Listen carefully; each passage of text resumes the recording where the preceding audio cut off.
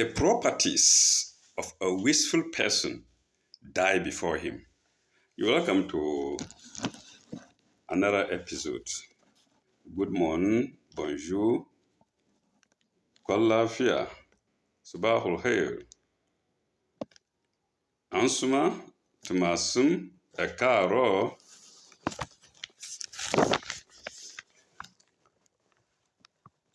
That's suba.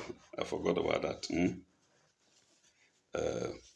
So, we are now on page 5 of the punch of Saturday, July 28th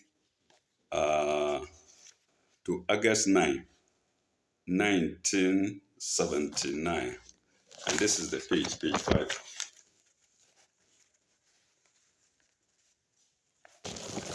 Let's go straight to our first story.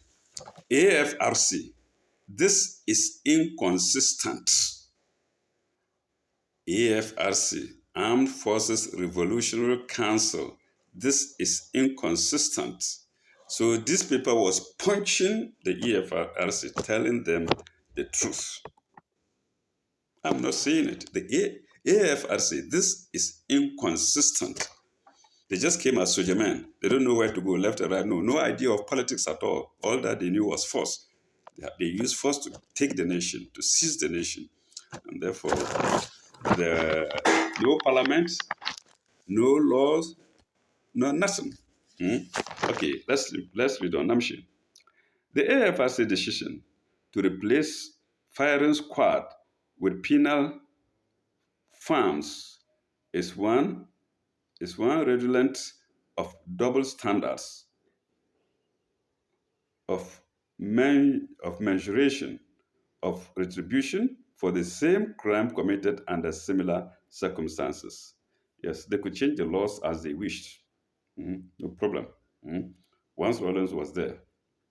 Okay, it may be a laudable move to placate the concern and apprehension of the outside community and locally well-placed individuals and organizations who might have benefited immensely one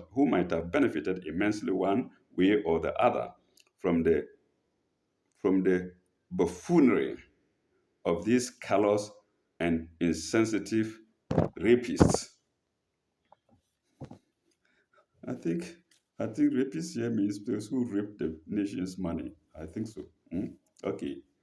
It can hardly be contended, indeed, it can hardly be contended, indeed questionable, that swapping penal farms with flying bullets is in the interest of the revolution or in the national interest for that matter. Truly, the problems will not be solved by flying bullets alone. That one is in double inverted commas. The problems will not be solved by flying bullets alone. But they serve as portents of incipient change. On the other hand, the problems are made more intractable by abdicating that measure of instant justice. Okay. Are these vampires' blood any more valuable than the blood of innocent children who died because of malnutrition, hunger, and disease? Paragraph. Especially given the fact that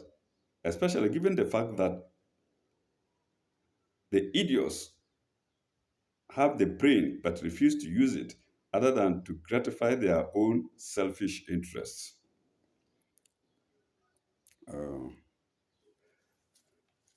Paragraph. In which case, they deserve the bullet and must not be spared.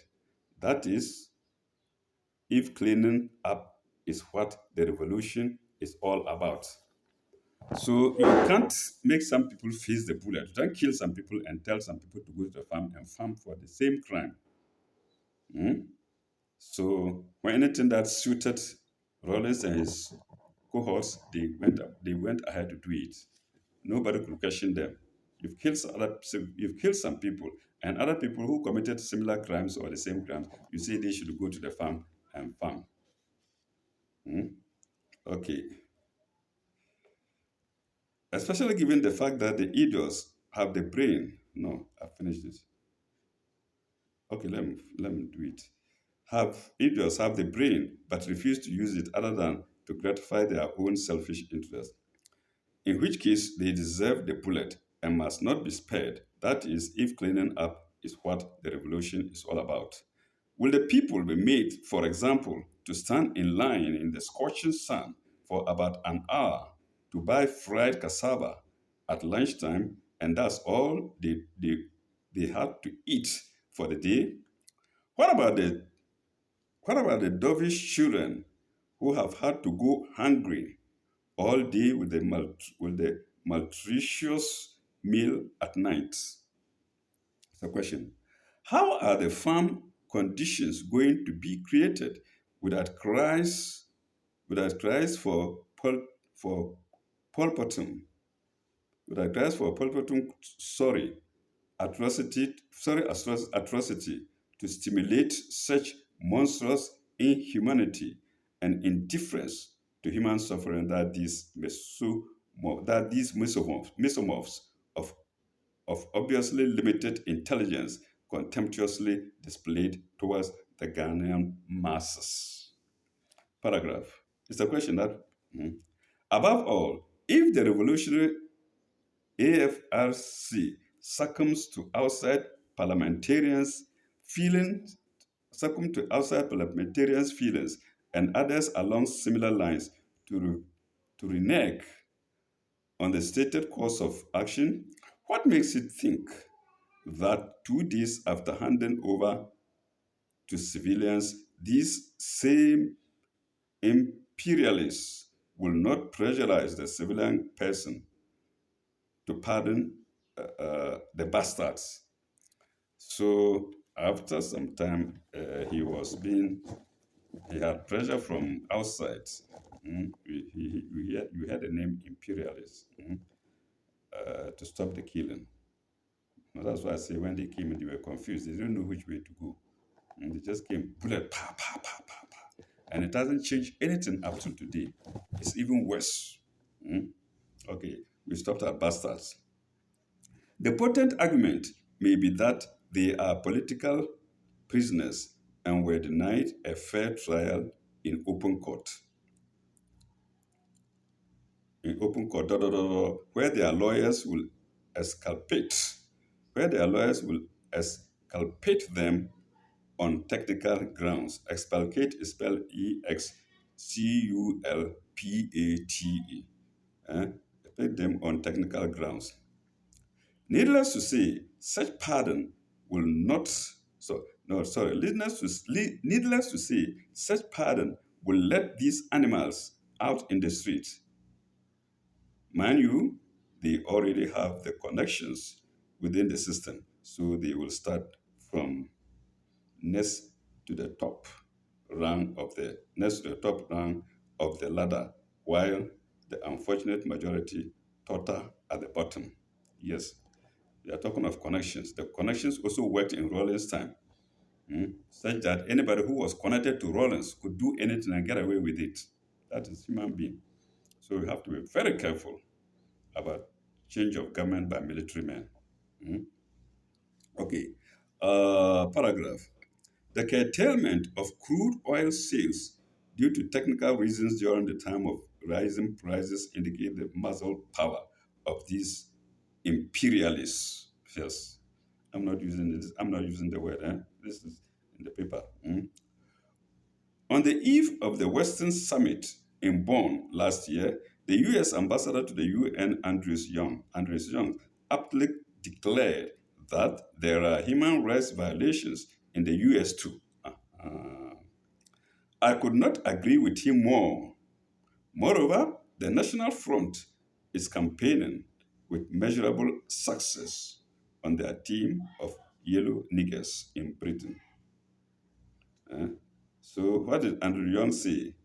He said aptly, declared that there are human rights violations in the US too. In the US too. In the United States too. There are human rights violations. So the violations of human rights in the US is not today. It's not a matter of today. It's been there. Mm. Okay. Uh, the British parliamentarian, the British parliamentarians will do better by addressing themselves to such racist overtones sweeping their own country. Mm. No wonder one of their immigration officials declared with a Ghanaian in the situational context that one should not trust coloreds because lying is their national character. What a gross contempt. That's why I like this people, the punch. Punching people with the truth. Mm? Okay. Uh, what is what a gross contempt. Paragraph. Now, the Ghana Association of Women, a misnomer. In fact, it is the Ghana Association of the Privileged Few Women. Huh? Yes, it's not Association of Women, the Privileged Few Women. It's the Ghana Association of the Privileged Few Women. That's Dash, the Christian Council, the GBA, Ghana Bar Association, are sanctuaries for some people who collaborated in plundering the country. It's been there. That's why God's justice is best. He only tries the individual, not the group, in plundering the country. Paragraph. If the cleanup net widens, some of them will undoubtedly be caught up in it. So they all have to act in concert to thwart that possibility. And more so, they are the ones that have access by the national press. Okay. Thus, they easily exert considerable influence, negatively skewed antithetically to majority opinion on the AFRC, purporting to have been expressing the popular feeling, whilst, as a matter of fact, they are putting forward their own parochial opinion. It is worse for the country by any of them.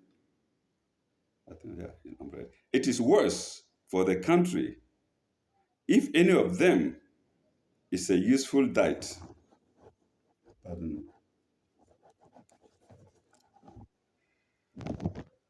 If any of them is a useful diet for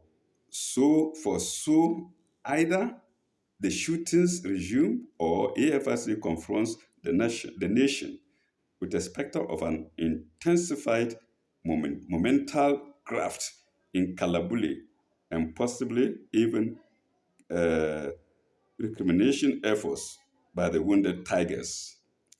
Those who don't understand the meaning of Kalabuli here, Kalabuli is dealing in being corrupt, like selling things above high prices. The origin of it came from the Hausa, where when contraband goods get to the border guards are told not to open, karkabude, not to open the border for the contraband goods to pass. Karkabude, kalabule. So it has become a word in Ghana, kalabule. Don't open, but here it means selling above uh, stated prices. Selling above stated prices for profits. That's selling the contraband goods above stated prices. So, Kalabule and possibly even recriminatory efforts by the wounded tigers. Paragraph. So long as there are too many distributors and excess demand for not too many goods, there is likely to be kalabule. Why not roll back the distributors list to the January 1975 levels? It's a question. Okay. And also, Sorry, and also closed down some of these hotels with less than 50 room occupancy that serve as brothels and whore houses. Whore here is spelled H, sorry, WHOR, and whore houses for the privileged few. It's a question for the privileged few. Let me take it again. And also closed down some of these hotels with less than 50 room occupancy that serve as brothels and whorehouses for the privileged ones. Could anyone imagine the number of rooms that would be made available as rental units? Then, paragraph. In conclusion, it will be a travesty of justice if very few people should be made sacrificial lambs for the sin of the many. Justice must be done in this irreversible process set in motion unless AFRC wants to prove itself of criticisms of taking a rash decision by making those few face the firing squad. Making those few face the firing squad.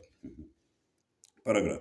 Registering the students' call, the blood must flow. Yes, these were university students of those days. That's how, pardon me to say, that's how stupid they were or inexperienced they were. They were shouting for Rollins to kill those who were corrupt. And most of them came out to be corrupt in Rawlins's regime. Mm. They didn't have any good thoughts. They trusted Rollins so much, thinking that he was more or less God. In fact, he was called Junior Jesus because of the J.J. Rollins, Junior Jesus. They trusted him too much, and I think that spoiled him. And now when he came, anybody who had connections with him could do anything they liked without he bothering. That's when the flesh started growing on his skin or in his bones. Okay. Few face the firing squad. Paragraph. Reiterating, reiterating the students' call, the blood must flow, kill them all. We, the silent majority, are behind you. You hear? That's what the students were saying. We, the silent majority, are behind you. That's what they were saying. Rollins should let the blood flow instead of, you should kill them. Okay, let me repeat it. Reiterating the students' call into double inverted commas, the blood must flow. And then inverted commas again. Kill them all. We, the silent majority, are behind you. That's interesting, isn't it? Okay, I think we're done with that story. And now we'll go into a cartoon, an interesting cartoon, which the aftermath of elections. You can see here a drunkard jubilating with a bottle of alcohol after elections. The PNP, People's National Party, was represented by a tree called Abe, that's palm tree. And the cartoonist have added his own party, which is okro. You know, it's also a tree or a plant. So what do you say? Ajo and Mante. Then Ajo is the one celebrating, and a coat and bottle of wine and glass, wine in left hand, glass in right hand. And what does he say? Oh, my party has won. Eye okro. This called for this calls for celebration. And that's Mante. And Ajo says what? Not so fast, Mante. The final results just came in. In other words, the results even didn't come out yet. Eh? Didn't even come out yet. And somebody started celebrating. The drunkard started celebrating. And what did Ajo say? Not so fast, Mante. The final results just came in. Then the drunkard says, so what? Dangling. He says, so what? Then the woman, Ajo says, Eya Abe, it's not Okro that one, it is Abe that one. And this is it. It's not Okro that one, it is rather Abe. Then the next time, I think the drunkard knocked her, got angry and knocked her. Then he said, a knockout. Yes, a knockout. Then the woman screamed, oh! He hit her with a bottle of schnapps, alcohol. This is it. Then the woman was falling and shouting, oh! Let's go to the next story. Meet Shehu Shagari of NPP. Shehu Shagari was the president of, pardon me, Shehu Shagari was the president of Nigeria in the early 80s, at the 70s, 80s. And then we get the story. I think we can get something out of it. We haven't gotten to the done part yet. Meet Shehu Shagari of NPN. In the general elections in Nigeria, defying predictions and opinion polls, NPN seems to be clearing the polls with remarkable ease. Who is then Shehu Shagari? Yes. Alhaji Shehu Shagari,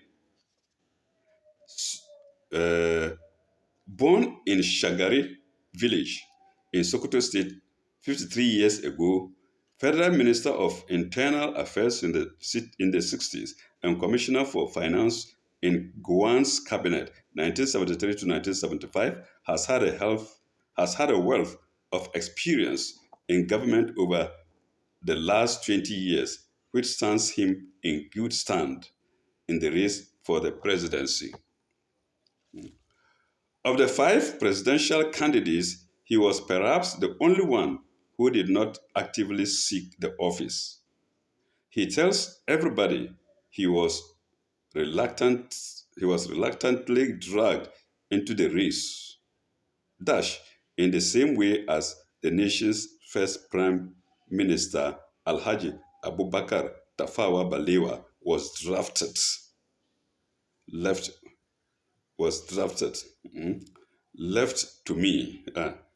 It's common, but it's a comma here, but I don't know. Okay, it's drafted. Let me put a full stop there. Left to me, I would have loved to be a senator, he says. Oh, what a modest person. She was like, left to me, I would have loved to be a senator, he says. That position is very important one in the presidential system. The Senate needs very experienced people with independent minds. Paragraph. That says much for Alhaji Shehu Shagari. He lives a simple life. If he wins the presidency, he is almost certain to be dubbed a God-fearing president like Balewa and Gowon before him. Tafawa Balewa and Gowon before him. Tafawa is my own addition, but that's the name. Tafawa Balewa before him.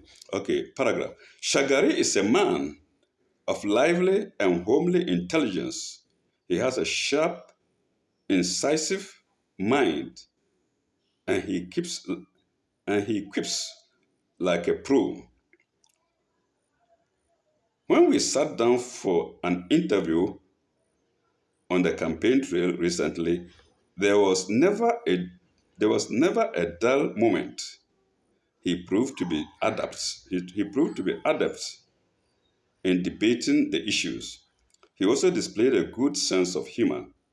He seemed to have come to the conclusion that Chief Obafemi Awolowo is the main obstacle in winning the forthcoming presidential elections. Then inverted commas. Then inverted commas. I hope you don't in, I hope you don't interpret my chain smoking as indiscipline, he said.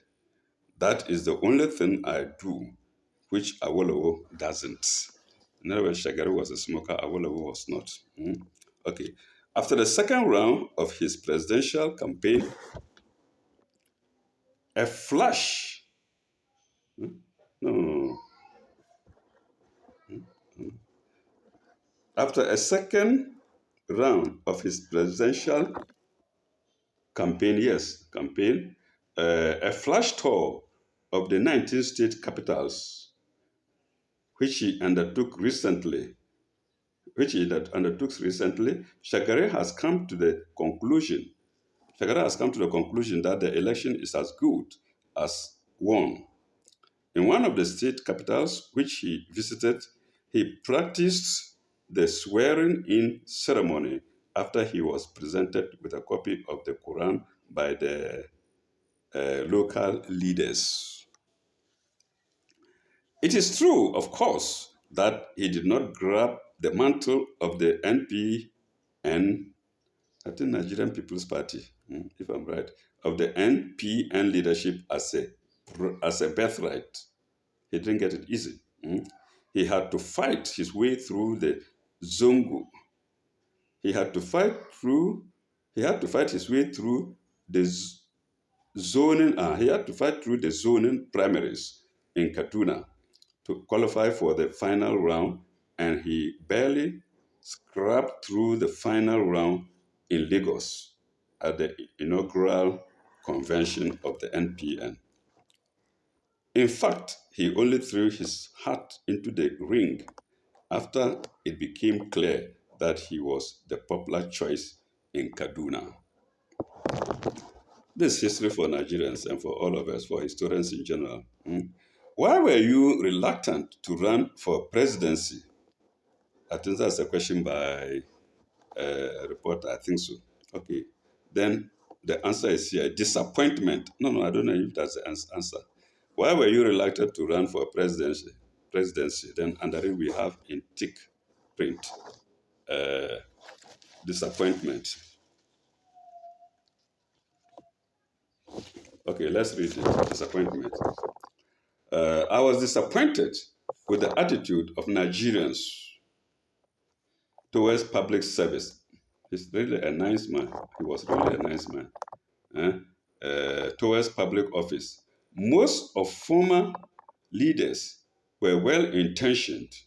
They served the nation to the best of their ability. They were flattered left and right, center, while left and right and center, sorry, they were flattered left, right, and center.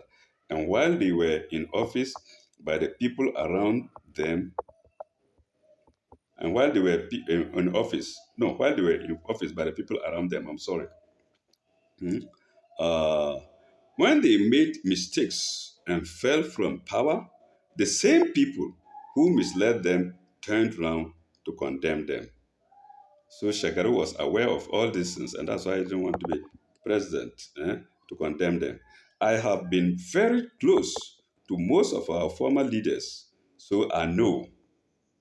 This is Alhaji Sheikh Shagari. This was the major reason why I did not want to serve in an executive position. Full stop. But now that I've made this decision, I believe one has to sacrifice and submerge personally and submerge personal consideration in the interests of the nation. I've now been forced to realize that my own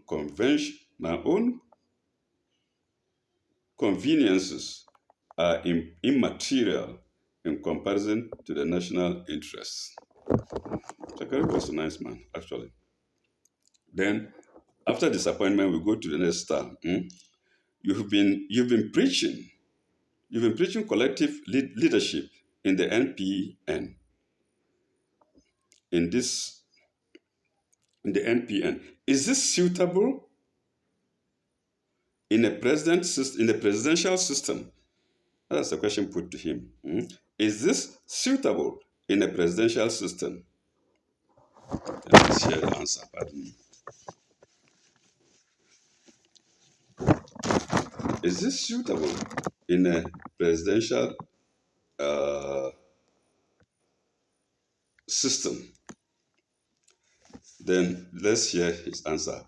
In the Nigerian context, it is ideal, full stop. Nigerians are not used to dictatorship or a one-man show, and they will not accept it.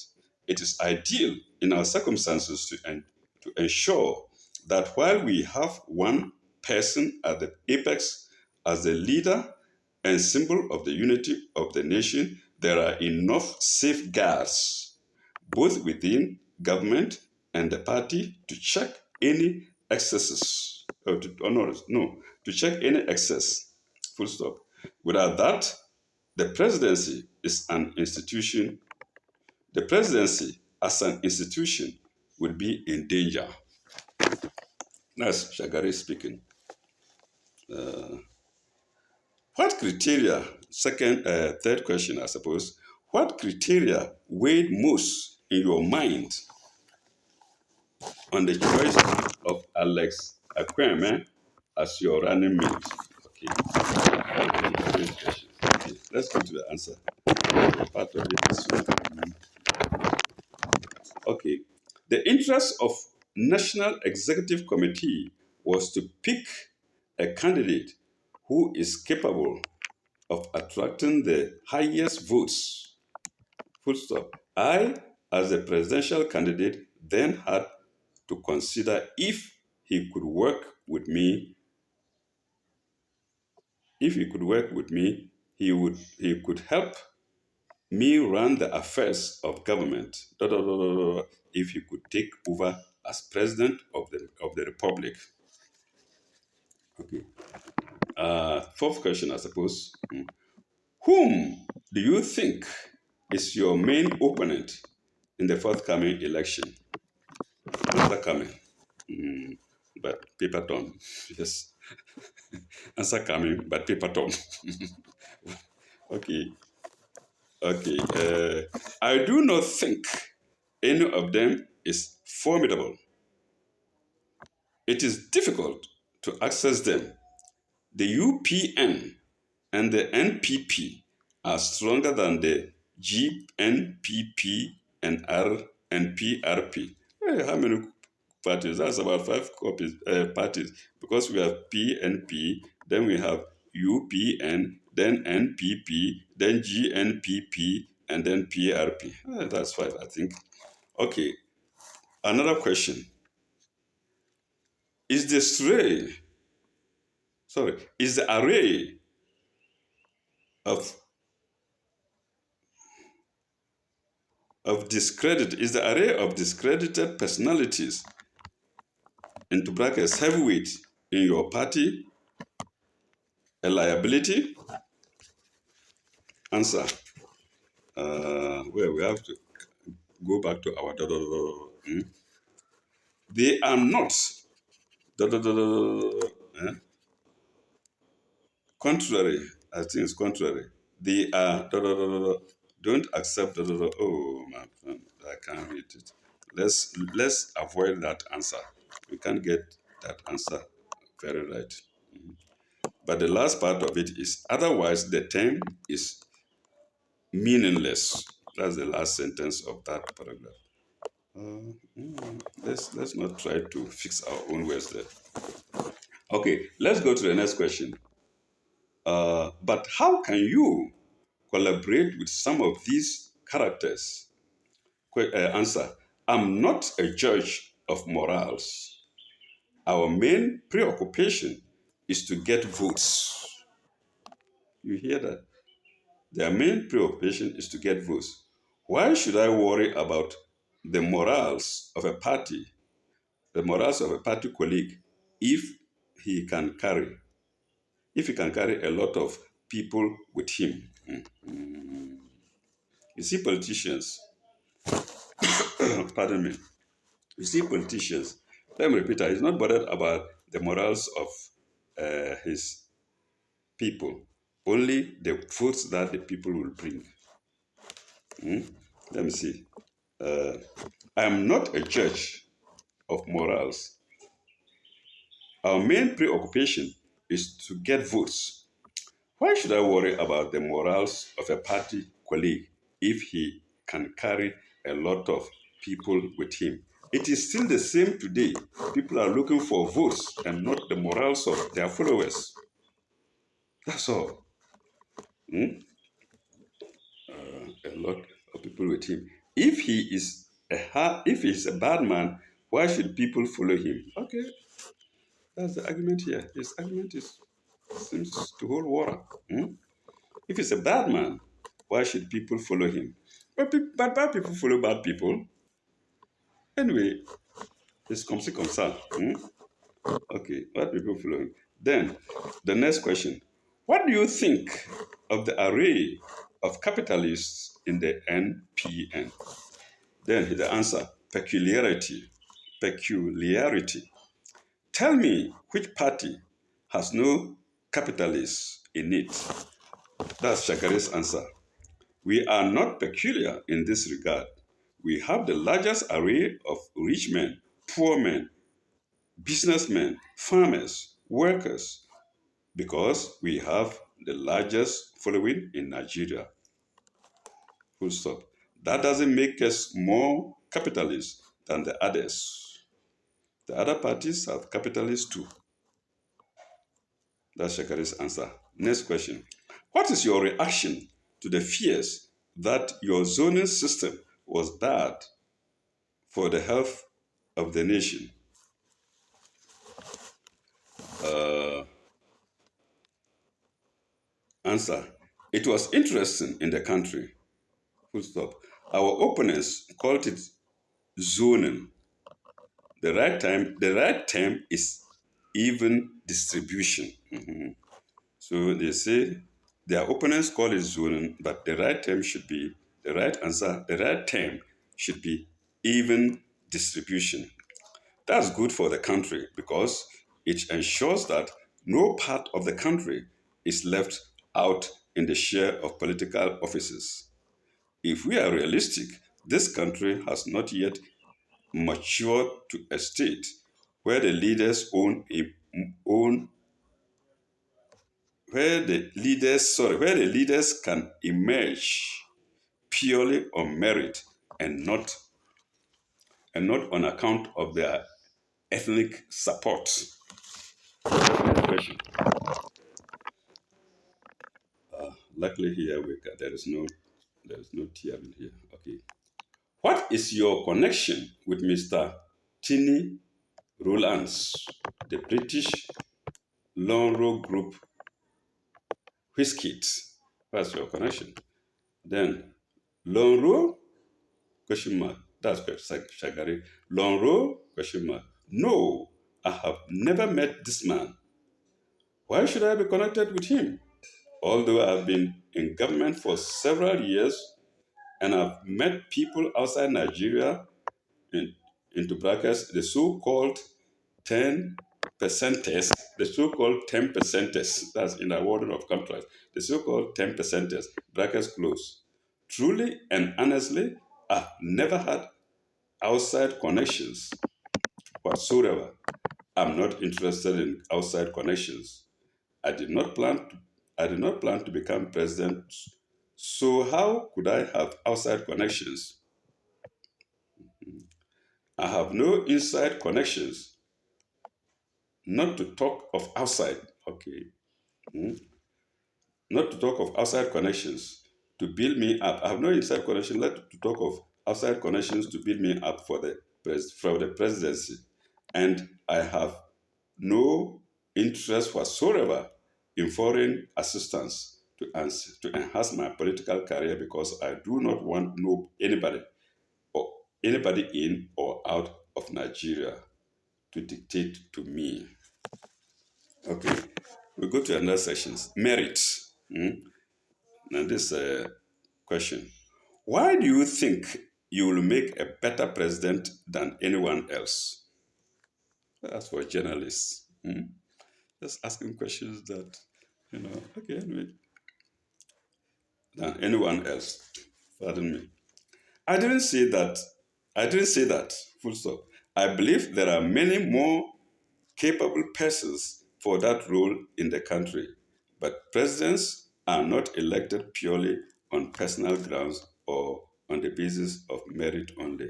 Okay, that's a good answer. He accepted that he's not the only person who could have held the presidency. Okay, purely on personal grounds or on the basis of merit only. There are lots of other considerations. The person projected as standard bearer is just an embodiment and symbol of the group which holds identical views on national issues. And he is there to articulate those views and execute them if elected. I think this is the last question. The state of the parties at the present time is as follows. Well, I don't know if it's a question or not, but let's read it. But it's also represented like by big dot. The state of the parties at the present time is as follows. In the Senate elections, the National Party of Nigeria, NPN, led by Alhaji Sheikh Shagari, led the field with 36 out of 95 seats. It was followed by the Unity Party of Nigeria. I think that's Awolowo's party. It was followed by Unity Party of Nigeria, if I'm not wrong, UPN, led by Chief Obafemi Awolowo with 28 seats. Then Dr. Nnamdi Azikwe, People's Party, Nigeria's People's Party, NPP, obtained 16 seats. The Chief Nigeria People's Party, it's not the chief, the great, I'm sorry. The Great Nigeria People's Party, GNPP, of Alhaji Waziru Ibrahim was next with eight seats, while Alhaji Aminu Kano's People's Redemption Party, PRP, came fifth with seven. This is history for Nigerians. Okay.